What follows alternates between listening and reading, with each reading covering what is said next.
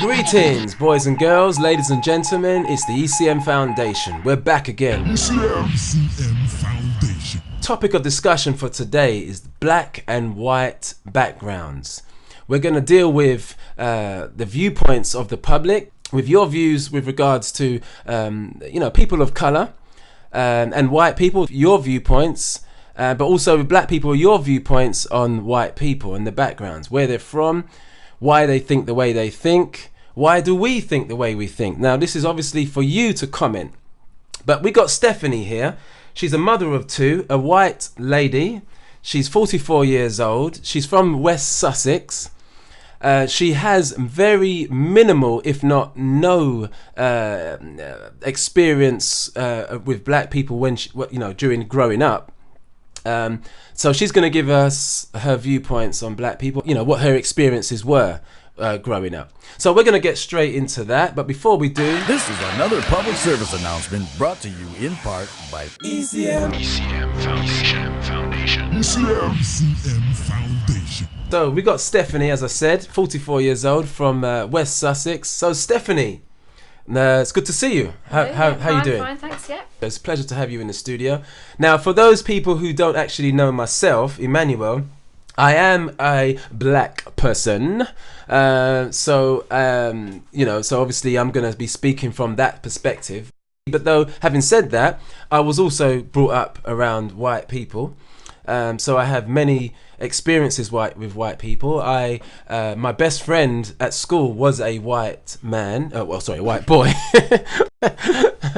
So we grew up together as good friends, and I was more exposed to white cultures, more than my own kind of culture. But Stephanie, on the other hand, now, she never had any experiences with black people growing up. So what we want to do is we want to get into this. We want to find out what Stephanie's views were during the period of when she was a young primary age and also teenage. I want to take your mind back to when you was at primary school. So let's start there, because I think that would be a good start.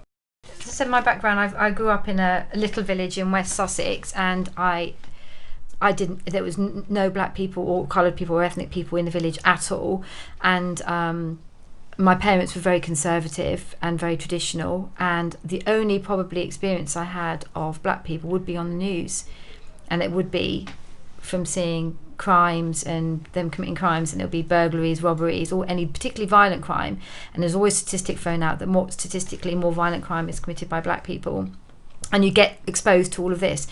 And in the village there weren't any black people. At primary school there weren't any black people. Except one occasion there was one black child. Right, you want me to mention this story? Yes. And I was playing with a group of my friends, and he was bothering us, and I did turn around to him and say, "Go away, blackhead."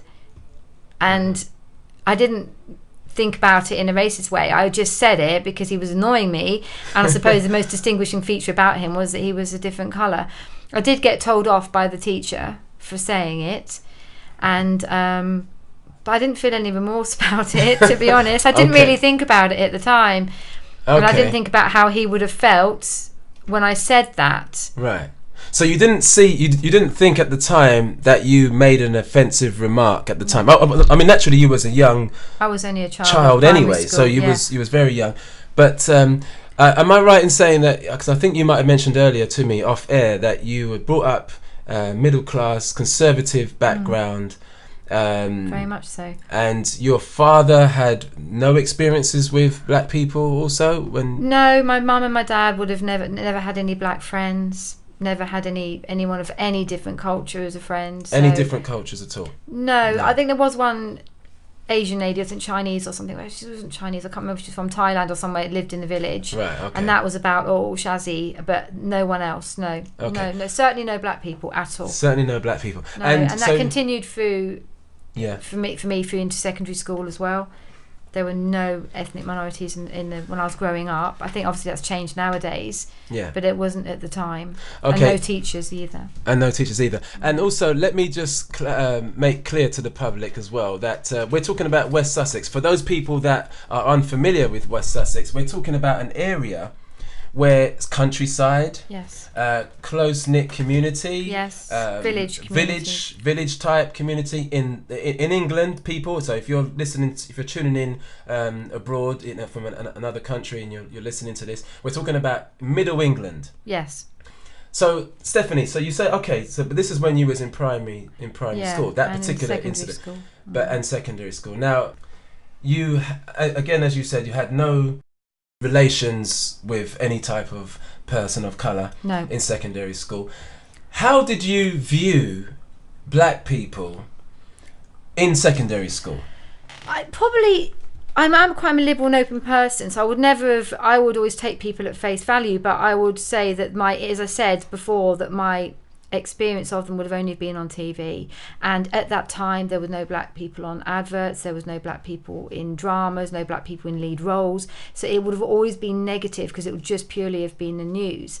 And then I would say that when I left secondary school, I think my views changed a lot because I went to university, and you do become more open and you start to question things that your parents have told you and the values you've been brought up with and stuff. But I will say actually another incident that happened. I remember, as I said, I came from West Sussex. I remember my friend at that time, one of my best friends, lived in London, and she lived in Hackney, and she also then moved to Islington. And I remember one time I went out for a party and I was with a male friend, and we'd just been to the shop. We came out of the house and we went to the shop and we bought some alcohol, and we were walking back and there was a group of black people that were having a party in a house, and they were all spilling out onto the pavement, and there was quite a large group of them, and my instinct was fear, and I literally said to my friend, we could cross the road. So we crossed over the other side of the road, started walking the other side of the road, and one of them called out and went, "Hey, why have you just walked over the other side of the road? Oh dear, that's really out of order." Yeah, and I felt a bit intimidated, and I said to my friend, just keep walking, and he was aware that it was that it was quite offensive and he didn't want to upset anybody, and he was also the man, he was a bit worried. So he then grabbed some of the beers, ran across the road and gave them some of the beers and was talking to them, and he just calmed the situation down. Your friend gave my friend, the black guys that were across the road some of the beers in order to try to calm the situation down. Yes, and that was the only other experience I'd had up until that point. Okay, so that's a very interesting point. So now, when you said that you crossed the road to try to get away because you said you felt intimidated, intimidated. Let's talk about that just very briefly. Why did you feel intimidated, do you think, at this point now, looking back to that time, with your experiences now, knowing what you know now, why do you think you was intimidated? Let's talk about that. I think, well, not purely obviously on the basis that it was colour, but I think it was mainly guys there, and I think from a woman point of view as well, it was a whole group of black people in London is a big group, and I did feel slightly threatened by that, thinking if something might happen if I tried to walk past them. Thinking what would happen, did you think? I might say something or attack us or something, or just verbally abusive, or I wasn't quite sure. There was a potential dangerous situation. Potential danger, perfect. Yes, okay, but can I just add that nowadays, if that happened, same situation happened again, I would walk straight past. Right, now this is my point. See, now you've had many years of experiences with black people now. Well, not maybe many years, but you've had some experiences with black people now. Now you would not necessarily cross the road now. Not necessarily. No, but you did back then because you felt intimidated. Yeah. ECM Foundation. Well, I think we're going to have to take it to a break. We'll be right back after this short message. But stay tuned. So let's just go straight to the break and we'll be right back.